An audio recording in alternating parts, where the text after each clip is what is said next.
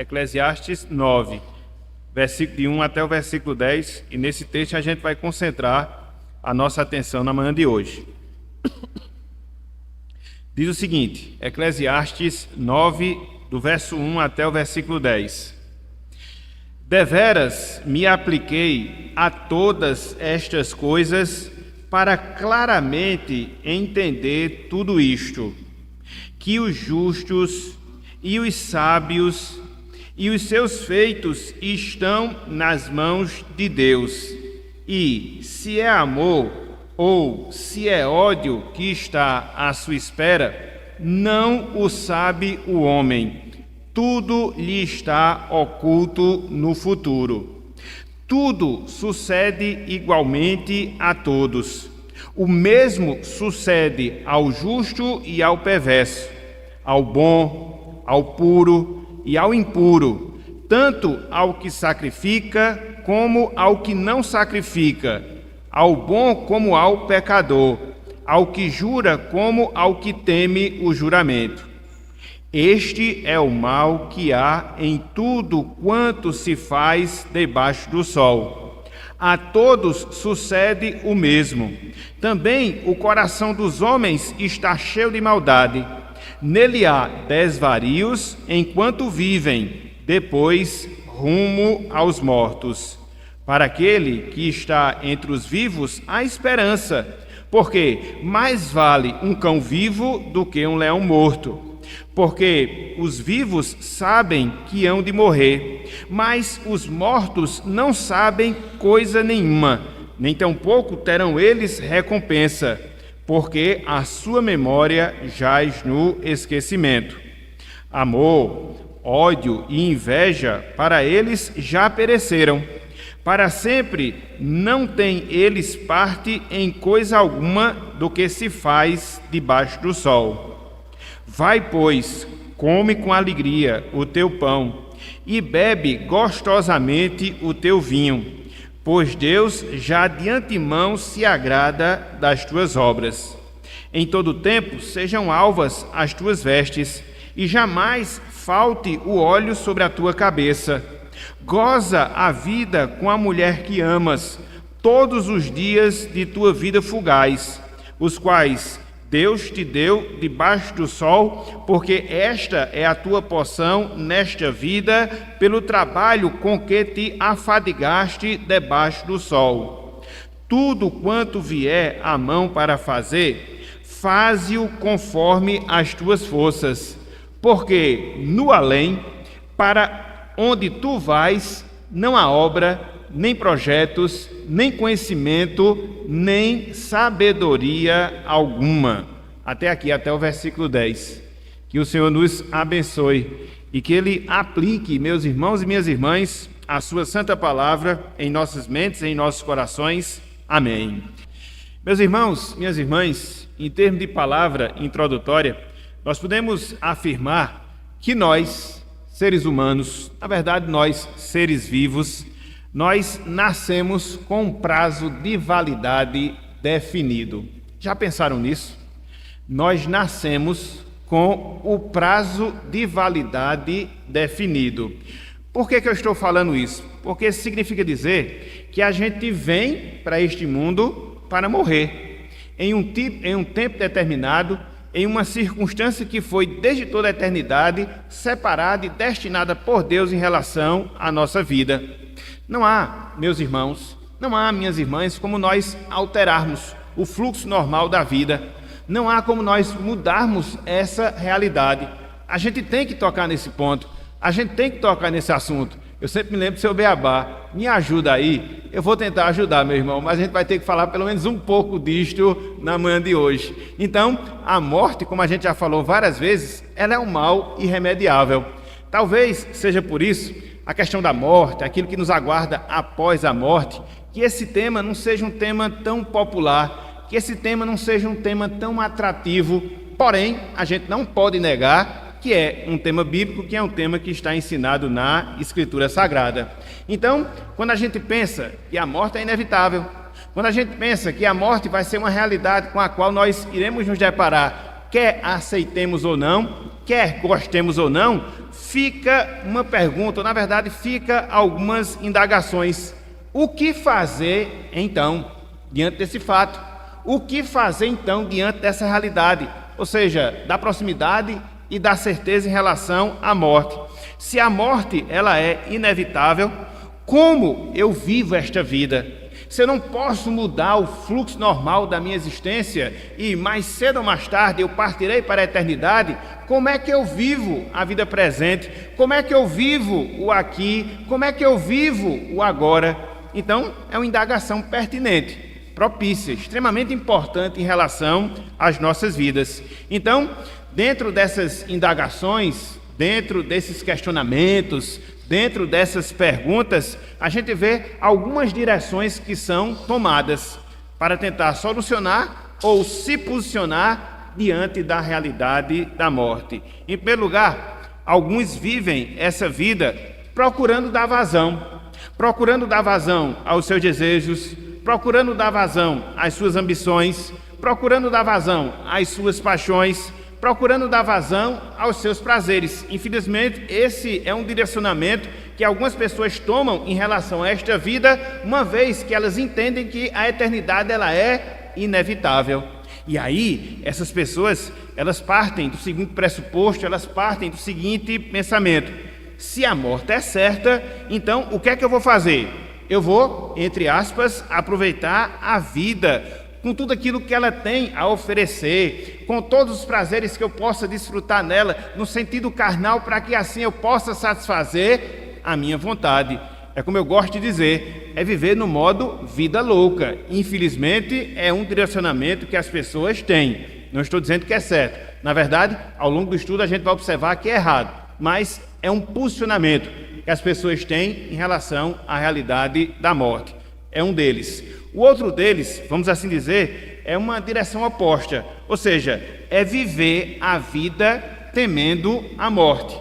Alguns agem assim, eles têm consciência que a morte é certa, então o que é que eles fazem?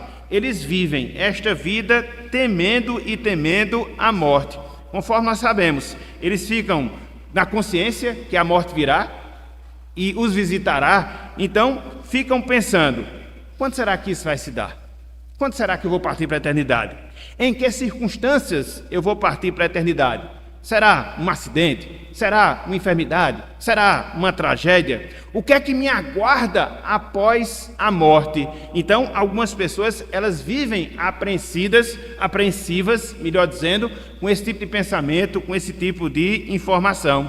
É interessante porque se você analisar, esse tipo de pensamento, esse tipo de comportamento já mata as pessoas em vida. Já mata as pessoas em vida. Por quê? As pessoas não vivem mais, só temendo, só esperando, só se preocupando, só se inquietando com a realidade que mais cedo ou mais tarde vai chegar, independente das suas preocupações, ou seja, a morte. Mas é uma outra direção que as pessoas tomam em relação a esse dilema. Mas há uma terceira direção, há uma terceira perspectiva, há uma terceira atitude, que é o quê? Viver a vida na perspectiva divina. Viver a vida na perspectiva divina. Esse caminho, ele parte da realidade que a morte vai ser uma realidade que a gente vai enfrentar, quer aceitemos ou não. Contudo, esse tipo de pensamento entende a vida como uma oportunidade, como um momento de nós glorificarmos a Deus, de nós usufruirmos as bênçãos que Deus nos destina, enquanto aqui nós estamos com vida. Percebe a diferença desse último direcionamento em relação aos dois primeiros que nós acabamos de citar? Então, ele parte da verdade, iremos morrer. Mas, enquanto isso não acontece, enquanto isso não ocorre, enquanto isso não se dá, o que é que eu vou fazer? Eu vou viver para a glória de Deus. Eu vou aproveitar as oportunidades que Deus me dá nesta vida. Eu vou viver da melhor forma esta vida, para que assim eu cumpra com o propósito para o qual Deus ele me criou. Se você pensar bem, era dessa mesma forma Era dessa mesma maneira que Salomão ele pensava. E de certa forma nós encontramos esse resumo de pensamento por parte de Salomão nesse texto que nós acabamos de ler. Eclesiastes, capítulo 9, melhor dizendo, versículo 1 até o versículo número 10. Se você voltar um pouco para o livro de Eclesiastes, lá no capítulo 2, versículos 14 até o versículo 17, Salomão ele já havia falado desse tema, da morte, que é a realidade comum a todas as pessoas, independente daquilo que elas sejam aqui em vida, independente daquilo que elas possuam aqui nesta vida, independente daquilo que elas venham fazer aqui nesta vida, a morte é certa. Então, Salomão ele retoma esse tema e ele vai detalhar a forma, a maneira adequada, a forma, a maneira correta de nós vivermos, nos preparando para a morte, mas vivermos a nossa vida para a glória de Deus, usufruindo de todos os seus benefícios. É interessante porque quando você olha esse texto aqui da Eclesiastes capítulo 9, ele vai contrastar com aquilo que a gente havia estudado nos estudos anteriores, que é o quê? As discrepâncias, as contradições da vida. A gente viu, finalzinho do capítulo 7, a gente viu no capítulo 8 que o mundo ele é meio complexo, o mundo ele é meio contraditório. Pessoas que são justas, elas padecem, ao passo que pessoas que são injustas, elas são beneficiadas. Agora não.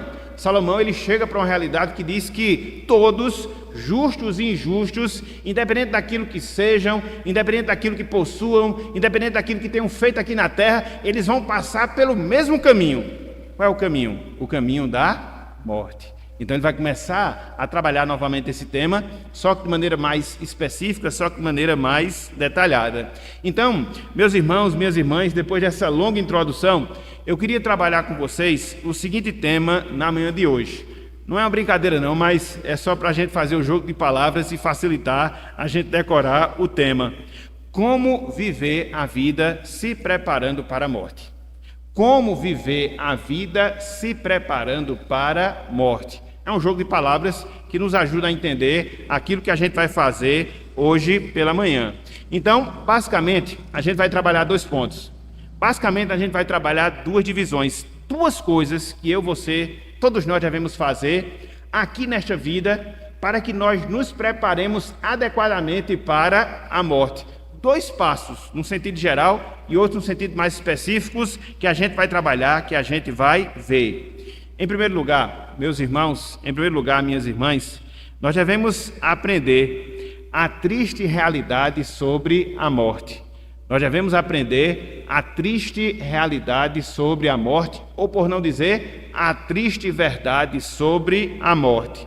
Aqui nesse trecho, pelo menos nos versículos iniciais, Salomão, meus irmãos, minhas irmãs, ele destaca pelo menos 4 verdades que estão diretamente relacionadas com a morte e que devem ser entendidas e que devem ser compreendidas por nós, para que nós tenhamos uma visão certa em relação a ela, para que posteriormente a gente possa ter um comportamento adequado em relação à nossa vida. Então, em primeiro lugar, Salomão vai nos ensinar o que é a morte. Em segundo lugar, Salomão vai nos ensinar aquilo que a gente deve fazer até chegar à morte. E aí fica a pergunta, quais são as verdades que Salomão ele coloca? Quais são os aspectos que ele destaca? Aspectos tristes relacionados à morte. Conforme nós falamos, são pelo menos 4 nesse texto que nós temos aqui diante de nós. Em primeiro lugar, meus irmãos, em primeiro lugar, minhas irmãs, a morte ela atinge a todas e a todas as pessoas. Em primeiro lugar, a morte atinge a todos. Veja aí o que nós vemos no versículo 2. Eclesiastes, capítulo 8, versículo 2. Veja se não é esse primeiro aspecto que é destacado por Salomão em relação à morte. Ou seja, a morte atinge a todos. Olha só o que ele fala no versículo 2.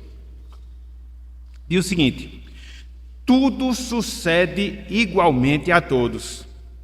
O mesmo sucede ao justo e ao perverso, ao bom, ao puro e ao impuro, tanto ao que sacrifica como ao que não sacrifica, ao bom como ao pecador, ao que jura como ao que teme o juramento. No finalzinho do versículo 4 você vai ver que ele está falando da morte. Então, é isto que Salomão ele está ensinando que o destino humano é morrer. O destino humano de toda a raça humana é a morte. Independente, conforme nós falamos, daquilo que a gente tenha feito em vida, independente daquilo que nós possuímos ao longo dessa vida, independente daquilo que nós fizemos nesta vida, a gente não pode mudar esse fato. A morte vai abraçar todas as pessoas, com exceção daquelas que estiverem vivas no retorno glorioso de Jesus Cristo.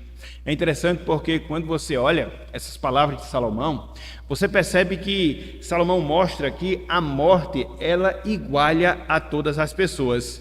É por isso que ele fala, aqui no versículo número 2, de várias categorias de pessoas, vamos assim dizer. Ele fala do justo, ele fala do perverso, ele faz aqui essa comparação, ele fala dos bons, ele fala dos maus, ele fala dos puros, ele fala dos impuros, ele fala dos adoradores, ele fala dos irreligiosos, ele fala das pessoas honradas, ele fala das pessoas desonradas, ou seja, aquelas pessoas que não guardam o juramento. Então ele está nivelando todo mundo, colocando, vamos assim dizer, numa panela só, e mostrando o quê? Que todos vão morrer, que todos vão passar pela morte.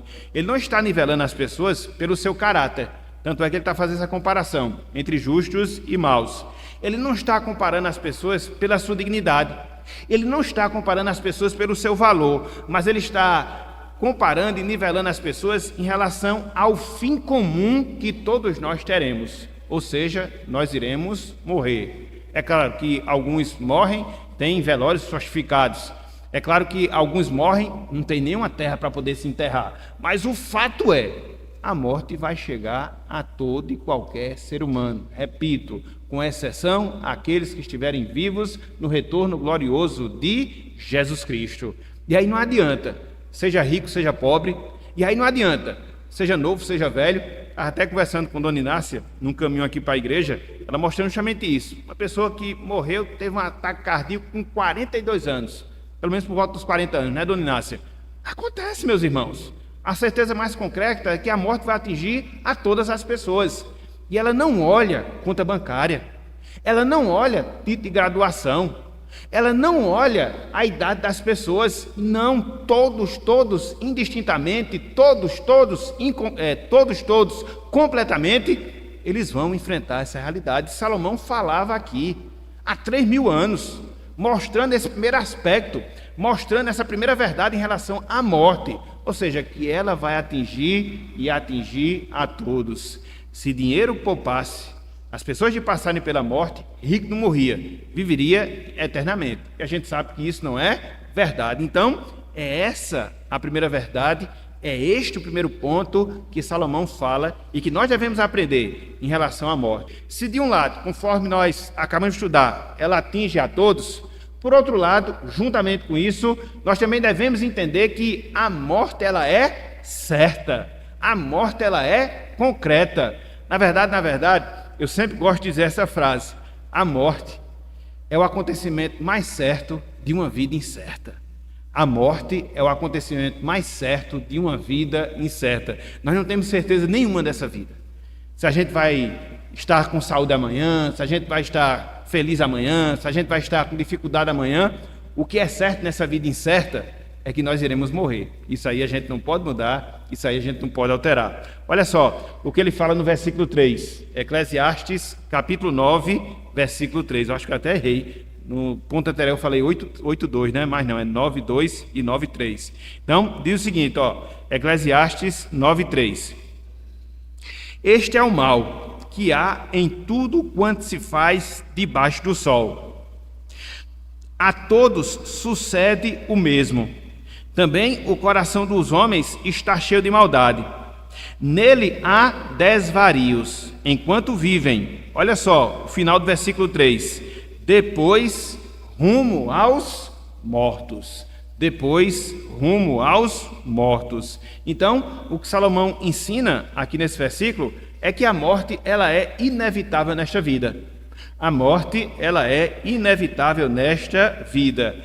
O justo, ele não pode impedir a chegada da morte na sua vida mais do que o ímpio. Não, isso não pode acontecer. independente das visões que a gente tem em relação a Deus, independente dos comportamentos que nós temos em relação a Deus. Algumas pessoas creem que Deus existe, outras pessoas não creem. Algumas pessoas vivem a vida no temor do Senhor, outras pessoas vivem desonrando a Deus. Mas, independente de tudo isso, a certeza é que a morte, ela vai bater na porta da nossa vida. E por que acontece isso? A gente já viu estudos anteriores, por causa do pecado. Todos compartilhamos da natureza pecaminosa. Logo, todos nós iremos morrer. Lá em Romanos capítulo 6, versículo 23, Paulo diz, porque o salário do pecado é a morte, mas a vida eterna, mas o dom gratuito de Deus é a vida eterna em Cristo Jesus. A exceção é Jesus. E aí você pode perguntar, mas por que Cristo morreu? Porque ele assumiu os nossos pecados, aí ele teve que morrer. Mas se ele não tivesse feito isto, ele não morreria. É porque ele é Deus, perfeito, imaculado. Agora, ao pecar, todos nós já somos sentenciados a uma realidade. Que realidade? A realidade da morte. Por isso que a gente nasce para morrer. Por isso que a gente nasce para partir para a eternidade. Conforme nós falamos no início do nosso estudo, a gente tem um prazo de validade aqui nessa vida. Infelizmente ou felizmente, esse é o fluxo normal que a gente tem. Então, o que é que a gente aprende a partir dessas duas verdades iniciais que a gente estudou? Que a morte atinge a todos e que a morte ela é certa. É que todos os seres humanos, eles são igualados pela morte. Porém, o que vai nos diferenciar é aquilo que nos espera após a morte. Aqui é onde há a distinção, aqui é onde há a diferença.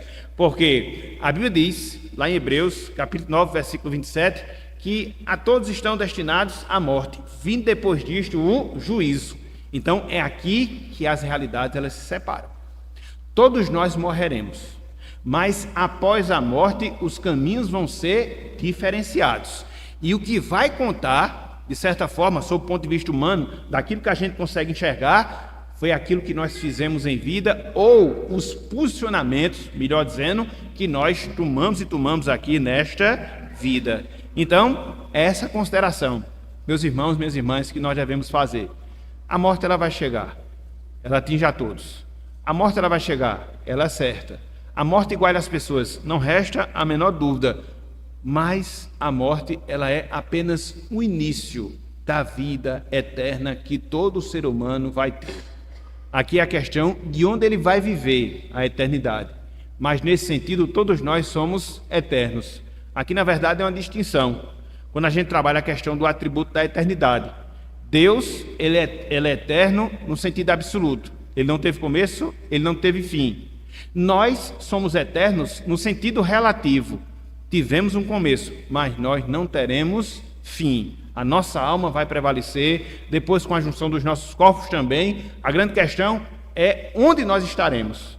Agora que a morte ela vai dar sequência a esse fim com toda a certeza. Então veja, a morte atinge a todos, veja, a morte é certa. Olha só, em terceiro lugar, a morte ela é desvantajosa. Em terceiro lugar, a morte ela é desvantajosa. Olha só o que nós encontramos aí no versículo 4. Eclesiastes, capítulo 9, versículo 4.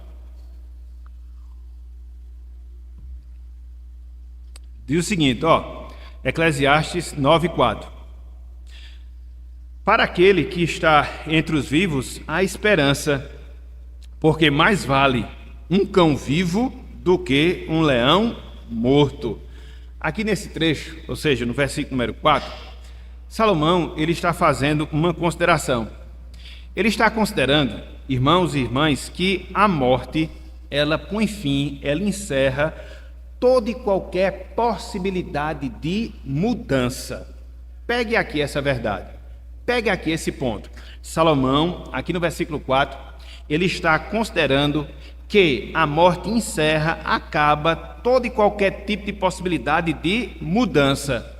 É por isso que aqui no versículo 4 ele diz que para os vivos há o quê? Conforme Salomão coloca aí no versículo 4. Para os vivos há o quê? A esperança. Ele pode mudar. Ele pode se tornar uma pessoa mais sábia, melhor dizendo. Ele pode ser uma pessoa que tema mais a Deus. Ele pode ser uma pessoa que busque mais ao Senhor. Então, enquanto nós estamos vivos, mudanças podem acontecer. Depois disto, não. como a gente diz na linguagem popular, é caixão e vela preta, não tem mais como você mudar. E aí ele faz essa comparação, finalzinho do versículo 4. É melhor um cão vivo do que um leão morto. Ele está fazendo a comparação de animais que podem ser utilizados na nossa defesa. Entre um cão e um leão, é claro que o leão é mais forte e pode nos proteger mais. Mas do que vale você ter um leão que seja morto? É melhor você ter um cão que seja vivo, porque ele vai lhe defender de uma forma ou de outra. Então ele está fazendo essa comparação para nos mostrar justamente isso. Enquanto eu estou vivo, eu posso fazer algo. Enquanto eu estou vivo, eu posso mudar algo em minha vida. Enquanto eu estou vivo, eu posso fazer alguma coisa que possa melhorar, não só em relação a esta vida, mas também em relação à eternidade. Então há essa mudança, há essa perspectiva, melhor dizendo, de mudança. Depois que a morte chega, acabou-se. Por isso que ela é uma desvantagem. Daí a necessidade da gente estar insistindo com as pessoas, se arrependam. Daí a necessidade de nós estarmos exortando as pessoas, aceitem a Cristo. Por quê? Enquanto você estiver vivo, você pode abraçar a salvação, se tornar nova criatura em Cristo Jesus, mesmo que seja aos 45 do segundo tempo, como aconteceu com um dos ladrões que foi crucificado com Cristo lá na cruz. Ele se salvou na parte derradeira da sua vida, nos instantes finais, porque ele ainda estava vivo. Mas se não, depois da morte, acabou, meus irmãos. A gente não pode mudar mais nada na nossa vida. A gente não pode mudar mais nada na nossa existência, em qualquer sentido, em qualquer área. Por isso Salomão diz, é melhor um cão vivo do que um leão morto. Enquanto eu estou vivo, eu posso aqui fazer alguma coisa. Depois que eu morrer, não mais. Não tem mais chance nem condição de mudança. Então veja, a morte ela é democrática, ela atinge a todas as pessoas. A morte ela é certa, a morte ela é desvantajosa. Em quarto lugar, a morte ela é inútil. Em quarto lugar, a morte ela é inútil. Veja aí o que nós encontramos entre os versículos 5 e 6. Eclesiastes capítulo 9, versículos 5 e 6. Diz o seguinte a palavra do Senhor: porque os vivos sabem que hão de morrer, mas os mortos não sabem coisa nenhuma, nem tampouco terão eles recompensa, porque a sua memória jaz no esquecimento. Amor, ódio, inveja, para eles já pereceram, para os que morreram, fala Salomão. Para sempre não tem eles parte em coisa alguma do que se faz debaixo do sol. Aqui nesses versos, meus irmãos, minhas irmãs, Salomão está afirmando que a morte ela põe fim a toda e qualquer atividade terrena que possa trazer algum tipo de utilidade em relação às nossas vidas. É por isso que Salomão ele faz a comparação da pessoa que está viva e da pessoa que está morta, mostrando que o morto ele tem ausência daquilo que se passa aqui nessa vida. A sua consciência acabou. Não é que quando morre existe aquilo que as pessoas chamam de sono da alma, que as pessoas vão para uma eternidade sem consciência, não. Mas Salomão está ensinando aqui sob o ponto de vista do que a gente vê, sob o ponto de vista daquilo que é humano. Quando a pessoa morre, ela perde de fazer qualquer coisa aqui nessa vida, ela perde de sentir os sentimentos que são comuns a esta vida. Tanto é que Salomão fala, amor, ódio, inveja, para quem morre em relação a esta vida, tudo se acaba. Ela perde condições de fazer alguma coisa, ela perde as condições de sentir alguma coisa. Então essa é a realidade da morte que torna as pessoas inúteis, uma vez que ela chegue à vida das pessoas. A morte ela é inútil, vamos assim dizer, dentro dessa perspectiva, dentro dessa realidade. Tanto é que Salomão, aqui no finalzinho do versículo 6, ele diz, que mais cedo ou mais tarde, depois que você morre, você cai no esquecimento das pessoas. As pessoas não vão mais lembrar de você. Passa uma geração, 2, 3 gerações, a grande maioria das pessoas que morrem, elas são esquecidas. Mesmo tendo feito algum bem, mesmo tendo produzido alguma coisa boa, mesmo sendo pessoas virtuosas, a morte nos coloca no mundo do esquecimento. Não que a gente vá para o mundo dos esquecidos como se a nossa existência se extinguisse após a vida. Não. Algumas pessoas defendem isso, mas não. Salomão está falando sob o ponto de vista humano, terreno, daquilo que a gente observa. Então, a gente não pode fazer mais nenhuma atividade terrena, a gente não tem mais nenhum sentimento que faz parte da realidade da vida humana. Não, tudo se acaba. Por isso nós dizemos que a morte ela é inútil. Então, o que é que a gente aprende com todas essas características que a gente viu, com todas essas verdades que nós vimos em relação à morte? Que ela atinge a todas as pessoas, que ela é certa, que ela é desvantajosa, que ela é inútil. O que é que a gente aprende com tudo isso? Meus irmãos, minhas irmãs, a gente aprende que devemos aproveitar. E devemos aproveitar da melhor forma possível a nossa vida. Essa é a grande verdade. Se tudo isso nos aguarda, e Salomão falou aqui nesses versos iniciais, se tudo isso nos espera, e de fato nos espera, o que compete a nós fazermos até que essa realidade bata a porta da nossa vida? É aproveitarmos da melhor forma possível a vida que Deus nos dá. E aí, a grande questão que se levanta, o grande questionamento que se faz é: como é que isso acontece? Como é que eu vivo a vida de maneira adequada? O que é que eu devo fazer para que eu possa aproveitar, segundo Deus, a vida que Ele me dá, até que a morte chegue e ponha fim a toda a minha obra, a toda a minha existência, a todos os meus empreendimentos, enfim, a toda a minha vida? Será que nós temos algum direcionamento nesse sentido? Sim, meus irmãos, sim, minhas irmãs, isso é objeto do segundo ponto do nosso estudo, agora pela manhã, ou seja, desfrute biblicamente da vida. Desfrute biblicamente da vida. Veja que o título do nosso estudo, da nossa mensagem é como viver de maneira adequada, nos prepararmos para a morte. Em primeiro lugar, a gente deve atentar para as verdades relacionadas à morte, e são 4, conforme nós vimos. A morte atinge a todos, a morte ela é certa, a morte é desvantajosa, a morte é inútil, é a primeira coisa. E a segunda, que nós devemos desfrutar biblicamente da nossa vida. Aqui na sequência do texto de Eclesiastes, capítulo 9, Salomão, meus irmãos, minhas irmãs, vai nos dar 1, 2, 3, 4 conselhos, 4 orientações que nós devemos seguir para que a gente possa fazer a nossa vida ter sentido, mesmo sabendo que mais cedo ou mais tarde nós iremos morrer. Salomão nos dá 4 orientações acerca do estilo de vida que nós devemos ter para que nós possamos nos preparar adequadamente para a morte, e quando ela chegar, a gente vai ter cumprido corretamente a nossa missão aqui neste mundo. E quais são esses conselhos? Quais são essas orientações que a gente deve fazer em relação à nossa vida? Como é que a gente vive a vida para a glória de Deus? Como é que a gente vive a vida aproveitando as bênçãos de Deus? Como é que a gente faz? Como é que a gente desfruta biblicamente da vida? Em primeiro lugar, a gente desfruta biblicamente da vida quando a gente aproveita as dádivas que esta vida nos oferece. A gente desfruta biblicamente da vida quando a gente aproveita as dádivas que esta vida nos oferece. Olha só o que Salomão fala no versículo 7. Eclesiastes, capítulo 9, versículo 7. Olha só.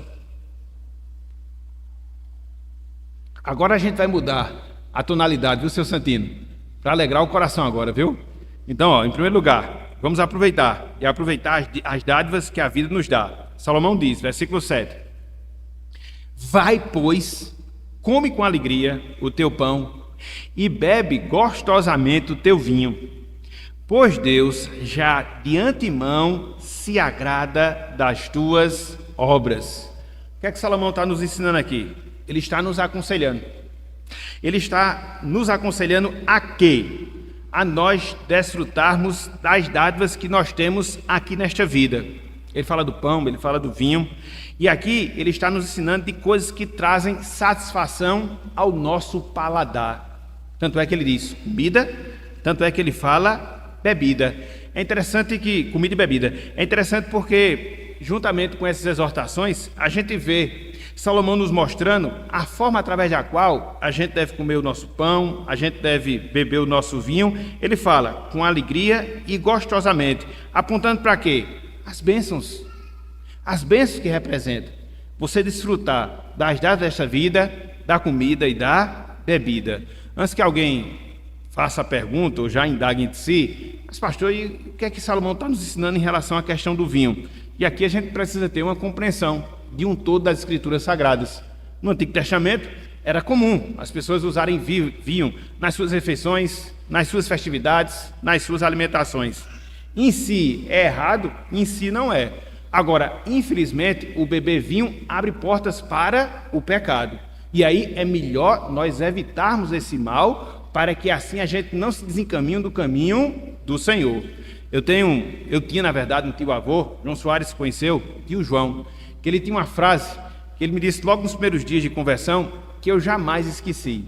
Ele diz o seguinte: se você não quiser beber, ou seja, se envolver com a bebida, você não toma o primeiro gole. Então é por isso que você vê esse comportamento no Antigo Testamento, você observa os muitos problemas que os servos do Senhor tiveram com o vinho no Antigo Testamento, a exemplo de Moisés, a exemplo de Noé, melhor dizendo, logo após a saída da arca. Então, para nós, é melhor evitarmos.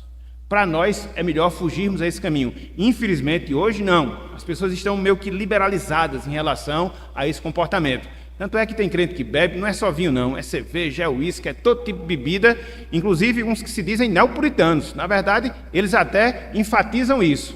Porém, não é conduta certa de nós adotarmos. Escandaliza o Evangelho, isso nos leva a pecar mais cedo ou mais tarde. Então é melhor nós evitarmos. Agora, dentro do contexto do Antigo Testamento, a gente vê o uso do vinho em refeições, em comemorações. E o que é que você aplica aqui em termos de princípio que é ensinado por Salomão? Que a gente deve aproveitar as dádivas da vida, que vem através do nosso paladar, o comer, o beber. Afinal de contas, não tem coisa melhor, meus irmãos, você fazer uma boa refeição acompanhado com suco de uva, não fermentado, suco de uva mesmo, acompanhado com uma boa bebida, um bom suco. Não tem nada melhor. Para quem gosta de refrigerante, também a mesma coisa. Então, o que Salomão está falando é isso. Aproveite as dádivas da vida. Coma, beba no sentido lícito. Coma, beba para a glória de Deus. Coma, beba para não pecar. Aproveite, porque são dádivas que Deus nos dá. Tanto é que Salomão fala que Deus aprova essas coisas e que nós devemos usufruir delas enquanto aqui nós estivermos. Então, se você tiver oportunidade de poder fazer uma boa refeição, faça. Se você gostar de determinadas comidas, a não ser que elas façam mal à sua saúde, aproveite. Por quê? Porque é assim que Deus quer que nós aproveitemos a nossa vida. Ele nos dá essas dádivas, no sentido do paladar, no sentido daquilo que a gente come, no sentido daquilo que a gente bebe, para que a gente possa se satisfazer nelas. Por quê? Depois que a gente morre, não adianta. Depois que a gente morre, não adianta. Às vezes, a gente até falou isso em estudos anteriores. Tem gente que economiza, poupa, abre mão de ter esse momento de prazer para poder juntar, morre, não aproveita, vem outro e aproveita no seu lugar. Não fez nada. Então, enquanto você estiver vivo, desfrute biblicamente a vida através das dádivas da vida, daquilo que traz prazer ao seu paladar. Com moderação, sim, mas aquilo que traz prazer ao paladar. Porque às vezes a gente não coloca com moderação, né? E principalmente essa questão de comida, crente ele tem a fama de ser comedor, né?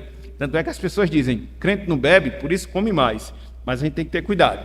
Por mais que seja bom, por mais que seja agradável, para que nós não exageremos. Porque existe também um princípio que nós somos templos do Espírito Santo. Então, precisamos ser acomedidos em alguns momentos, precisamos ser prudentes, para que assim a gente não pegue também através de uma coisa tão boa que Deus, Ele nos dá.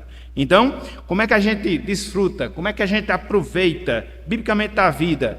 Através das dádivas da vida, daquilo que Deus nos propicia, para que a gente possa satisfazer o nosso paladar. Mas não só isso. Em segundo lugar, nós devemos desfrutar biblicamente da vida através das alegrias que a vida nos proporciona. Nós devemos desfrutar biblicamente da vida através das alegrias que a vida nos proporciona. Olha só o que nós encontramos aqui no versículo 8. Eclesiastes capítulo 9, versículo 8. Olha só o que Salomão aqui nos ensina. Ele diz: em todo tempo sejam alvas as tuas vestes, e jamais falte óleo sobre a tua cabeça. Em todo tempo sejam alvas as tuas vestes, e jamais falte o óleo sobre a tua cabeça. Então aqui Salomão, ele está nos ensinando. Ele está nos ensinando a nós desfrutarmos das alegrias que a vida ela proporciona. É interessante que no verso anterior a gente vê a satisfação que é produzida pela comida, por aquilo que satisfaz o nosso paladar. Aqui Salomão está falando da alegria que é produzida através de coisas. As vestes que ele fala aqui, as vestes sejam alvas, elas eram utilizadas em momentos festivos, dentro do contexto de Israel, dentro do contexto de Jerusalém. Quando existiam as festas, sobretudo os casamentos, as pessoas se vestiam com roupas brancas, porque era um momento de alegria, era um momento de satisfação, era um momento de felicidade, como eram as bodas, como eram os casamentos que aconteciam no mundo antigo. Já o óleo que ele fala aqui também aponta para a mesma realidade, aponta para a realidade de satisfação, de bem-estar, de uma vida saudável. Então, Salomão ele está mostrando justamente isso, esses objetos, vamos assim dizer, que Deus nos dá e que, de certa forma, eles produzem certa alegria, certa satisfação ao nosso coração. E durante a nossa vida, isso acontece, principalmente na nossa vida hoje, né? Nesse mundo que a gente vive, de tecnologia, de tantas oportunidades, em termos daquilo que a gente pode comprar, em termos de objetos, que, de certa forma, eles produzem uma alegria, uma satisfação no nosso coração. Eu até fico brincando com o Islene, às vezes passa, né, essas Pajeros, esses carros bonitos, eu fico sempre brincando, eu não gosto de invejar nada de ninguém, agora se ele me desse esse carro eu gostaria. Quem não se alegraria? Quem não se alegraria, entendeu? Fazer uma viagem num carro desse, confortável, potente. Então, tem coisas que geram essa satisfação, que geram essa alegria no nosso coração. Em si, não são erradas. E a gente vai ver lá na frente quando é que isso é positivo e quando é que isso é negativo. Agora, a gente não pode esquecer que Deus propicia esses objetos, essas coisas, para que a partir delas a gente possa desfrutar uma certa alegria, uma certa satisfação. É claro que a gente tem mais do que outro, tem gente que tem mais do que outros, sim, mas isso faz parte da lei da vida e é o fluxo normal também da nossa existência. Então veja, a gente deve se alegrar, conforme Salomão falou, através das dádivas da vida. A gente deve se alegrar com as alegrias da vida. Em terceiro lugar, a gente deve aproveitar essa vida através dos afetos, através dos sentimentos proporcionados nesta vida. Olha só o que Salomão fala no versículo 9, Eclesiastes, capítulo 9, versículo 9. É aproveitar a vida através dos afetos da vida. Versículo 9, olha só o que Salomão diz. Goza a vida com a mulher que amas, todos os dias da tua vida fugaz, os quais Deus te deu debaixo do sol, porque esta é a tua porção nesta vida, pelo trabalho com que te afadigaste debaixo do sol. Então, Salomão aqui nos exorta a experimentarmos sentimentos nesta vida que alegrem, que satisfaçam, que deem gozo ao nosso coração. Ele faz menção de sentido específico à vida familiar, ao convívio que você tem com o seu cônjuge, no caso aqui com a sua esposa. Então, o que Salomão vê é justamente isso, que a gente deve desfrutar, meus irmãos, a gente deve desfrutar, minhas irmãs, das pessoas amadas que fazem parte da nossa vida, a partir de familiares, há irmãos em Cristo, há pessoas que fazem parte do nosso convívio e aproveitarmos esses sentimentos aprazíveis que nós temos no relacionamento com estas pessoas. Infelizmente, tem pessoas que vivem essa vida apenas para produzir mal a outras pessoas. Não aproveita a convivência, não aproveita os momentos, não aproveita as amizades e aí passa uma vida sem experimentar essas alegrias, momentos específicos, momentos que muitas vezes ficam guardados na memória e que muitas vezes a gente se omite de usufruí-los, às vezes porque a gente quer trabalhar muito, às vezes porque a gente quer estudar muito, às vezes porque a gente fica priorizando outras coisas, ao invés de passarmos mais tempo com as pessoas. Isso aqui, infelizmente, acaba criando obstáculos nesse sentido. Às vezes você passa tanto tempo agarrado com isso, tanto tempo apegado com o celular e pessoas estão ali ao seu lado, que você pode usufruir da sua presença, que você pode compartilhar situações, que você pode se alegrar na sua companhia, que você pode satisfazer na sua comunhão, e o tempo passa, quando de repente você adquire uma doença terminal, não vai dar tempo mais de conviver com essas pessoas. Você vai querer voltar no tempo, e o tempo não vai voltar, porque como diz a música, o tempo não para. Então, é essa consciência que a gente deve ter. Meus irmãos, minhas irmãs, aprenda uma coisa. Por mais que seja difícil, pessoas valem mais do que coisas. Pessoas valem mais do que coisas. A gente sabe que pessoa dá trabalho, e como dá. Mas, no frigir dos ovos, pessoas valem mais do que coisas. Tudo passa. Carro novo, conta bancária, emprego, ministério, tudo passa. Pessoas não. Pessoas não. Então, o que Salomão está nos ensinando é isso. Desfrute dessa vida, usufrua essa vida, aproveite essa vida, ou seja, experimente os sentimentos dessa vida com as pessoas amadas, a partir da sua família, a partir dos seus irmãos em Cristo, a partir dos seus colegas. Gaste seu tempo nisso, que isso vai produzir lembranças que vão satisfazer a sua vida, não só agora, mas também no final delas. Porque às vezes eu fico pensando, o que é da consciência de uma pessoa que muitas vezes sabe que seus dias estão contados, que muitas vezes investiu todo o seu tempo para ganhar dinheiro e ficar distante dos seus familiares, quando de repente ele está ali no leito de enfermidade, próximo à morte, não pode recuperar o tempo que perdeu com essas pessoas. É morrer enquanto está vivo, é viver o inferno nesta vida. Então não sigamos por esse caminho. Veja que a Bíblia dá uma outra opção de vida para a nossa existência. Ok? Então veja, usufrua biblicamente da vida através dos afetos, dos sentimentos desta vida. E por fim, usufrua biblicamente dessa vida através dos afazeres, através dos trabalhos desta vida. Olha só o que Salomão fala no versículo 10. Olha só, fechando aqui o texto da manhã de hoje. Eclesiastes 9, versículo 10. Ele diz o seguinte: tudo quanto vier à mão para fazer, faze-o conforme as tuas forças. Porque no além, para onde tu vais, não há obra, nem projetos, nem conhecimento, nem sabedoria alguma. Irmãos, irmãs, Salomão ele destaca a necessidade do nosso trabalho para um bom aproveitamento desta vida. Salomão ele destaca a necessidade do nosso trabalho, das nossas obras, para um bom aproveitamento desta vida. E é interessante porque Salomão aqui, ele aponta para a intensidade do trabalho que a gente deve ter. Ele diz, conforme as tuas forças.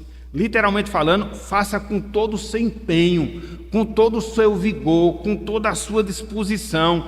Então, isso mostra que os nossos trabalhos, as nossas tarefas, os nossos afazeres, eles devem ser feitos sem reserva e que a gente não pode economizar energias nesse propósito. Por que a gente deve fazer isso? O próprio Salomão fala, depois que você morre, conforme nós vimos no item anterior, que a morte ela é inútil, você não vai poder fazer nada, seus projetos se acabam, seu trabalho se acaba, seus objetivos de vida se acabam, tudo se acaba. Então o tempo de fazer é hoje, o tempo de fazer é agora, nada de preguiça, nada de ficar postergando, não, tem que fazer e fazer agora. Aproveita essa vida trabalhando, aproveita essa vida desenvolvendo os seus dons, os seus talentos, aproveita essa vida empreendendo esforços numa finalidade em termos profissionais, para arrecadar recursos financeiros, sim, mas acima de tudo para a glória de Deus. Mas faça. A Bíblia jamais aprova o ócio, a preguiça, a inoperância. Jamais. Então, o que é que você vê aqui? Você vê um roteiro de uma vida feliz. Você vê o roteiro de uma vida que é bem vivida. Você vê o roteiro de uma vida que agrada a Deus. Quando você vive essa vida aproveitando as suas dádivas, quando você vive essa vida aproveitando as suas alegrias, quando você vive essa vida aproveitando os seus sentimentos, quando você vive essa vida aproveitando os seus afazeres, as suas obras, os seus trabalhos. E aqui, meus irmãos, e aqui, minhas irmãs, em suma, o que é que a gente aprende com tudo isso? É que o cristianismo, ele oferece a melhor forma de você aproveitar a sua vida aqui na terra, de você desfrutar das bênçãos de Deus sem se deixar escravizar por elas. Aqui onde está o detalhe. O cristianismo, ele oferece a melhor forma de você viver a vida, aproveitando as bênçãos que Deus lhe oferece em vida, sem que você se escravize por essas bênçãos. Veja que tudo isso aqui são apenas meios Essas coisas elas não são um fim em si mesma. A comida não é, a bebida não é, os objetos não são, os sentimentos não são, o trabalho não é, mas eles são meios que Deus nos dá para que, através dele, a gente possa usufruir de alegria, de satisfação, de contentamento, e assim viver uma vida que glorifica a Deus também através dessas coisas. A gente observa que a grande diferença é a inversão. É a inversão de valores que a gente vê por parte das pessoas. Uns pegam o trabalho e fazem o trabalho o seu Deus. Uns pegam a comida, a bebida e faz deles o seu Deus. Outros fazem dos seus sentimentos os seus ídolos. Outros das coisas que obtêm aqui nesse mundo. O problema está aí. O problema não são as coisas que a gente vê e experimenta nesta vida. O problema é você idolatrar essas coisas. Na verdade, você deve ter lentes espirituais em relação a isso. Veja tudo isso apenas como um meio, como um caminho a ser percorrido para que nele você possa experimentar a alegria propiciada por Deus. No final das contas, você deve sempre enxergar como Deus, o grande doador de bênçãos, como Deus, o grande doador de benefícios em relação às nossas vidas. Então, o que fica, meus irmãos, minhas irmãs, para nós, nessa manhã de hoje, em cima de tudo isso que nós estamos considerando, é que a gente deve viver essa vida. Mas não é viver de qualquer forma. É ver essa vida de maneira que agrade a Deus, usufruindo das bênçãos que Deus nos dá, mas reconhecendo Deus em cada uma dessas bênçãos. Se você come uma comida que lhe apraz, reconheça que foi Deus que lhe deu e seja grato a Ele por isso. Se você se alegra com um objeto que você gosta, de uma área específica da sua vida, sim, mas reconheça a providência de Deus em lhe dar condições de você ter aquele objeto. Se ele for embora, a alegria vai ser a mesma. Se ele estiver, vai usufruir também da mesma forma. Da mesma forma, dos relacionamentos. Veja os relacionamentos que você tem, a partir daqueles que são mais íntimos na sua casa, como dádiva de Deus para que você possa, no convívio familiar, se alegrar no Senhor. Veja no seu trabalho, não uma forma de querer enricar, para sobressair em relação às pessoas, para querer se orgulhar, não. Mas veja no trabalho, uma forma de Deus ser glorificado, para que por Ele você possa se sustentar, e esse sustento possa fazer com que você se lembre da providência de Deus contínua sobre a sua vida. Está vendo como tudo muda de figura?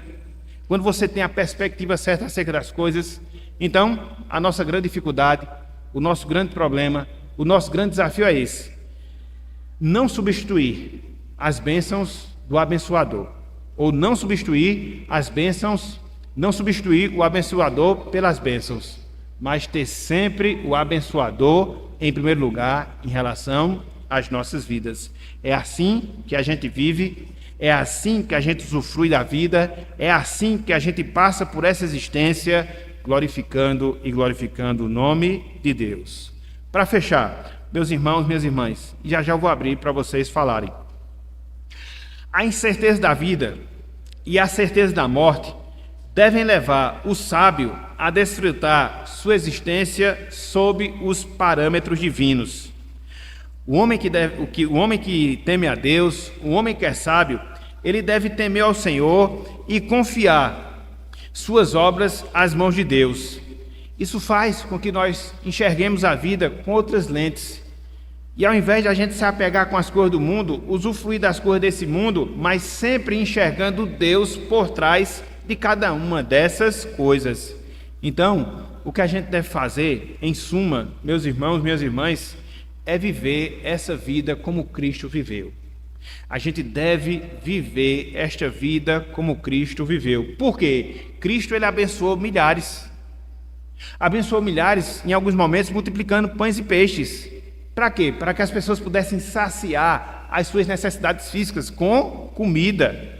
Não foi à toa que Cristo, ele se revelou como o nosso pão da vida, aquilo que nos satisfaz em termos espirituais. Enquanto esteve conosco, Cristo, ele amou. A Bíblia diz que Cristo, ele amou os seus discípulos e amou os seus discípulos até o fim. Ele experimentou dos sentimentos aqui enquanto esteve na terra. A companhia, a convivência com os seus discípulos. E mais ainda, Cristo, ele se satisfez com a obra que ele realizou para o Pai enquanto esteve aqui nesta vida. Tanto é que em João capítulo 4 ele falou que a sua comida, a sua bebida, ou seja, aquilo que lhe satisfazia, consistia em realizar a obra de Deus. Então ele trabalhou com satisfação, ele trabalhou com alegria, ele trabalhou com esse sentimento. Mas não só isso, Cristo, através do seu trabalho, ele garantiu para nós a nossa salvação.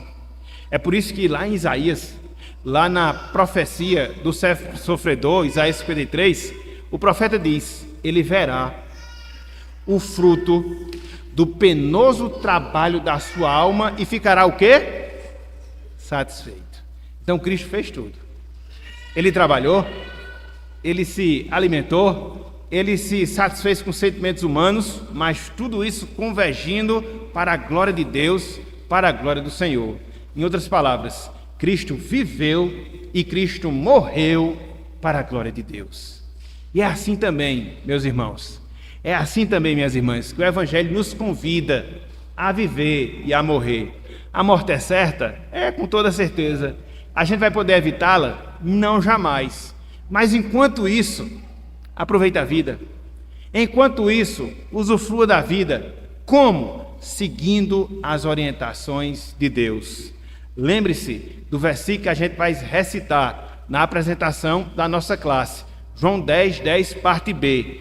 Cristo disse: eu vim para que tenham vida e a tenham em abundância. Então o Evangelho nos promete isso, uma vida, mas não qualquer vida, uma vida abundante. Não é de prosperidade material, não em si, mas a vida abundante no sentido de você viver de maneira que você se satisfaça, não em coisas, não em pessoas, mas acima de tudo, em Deus, que é a fonte da nossa alegria. Que Deus, meus irmãos, que Deus, minhas irmãs, nos abençoe, que Ele aplique a sua palavra no nosso coração e que Ele nos redirecione o foco para que vivamos de maneira que lhe seja agradável. Que Deus nos abençoe. Amém.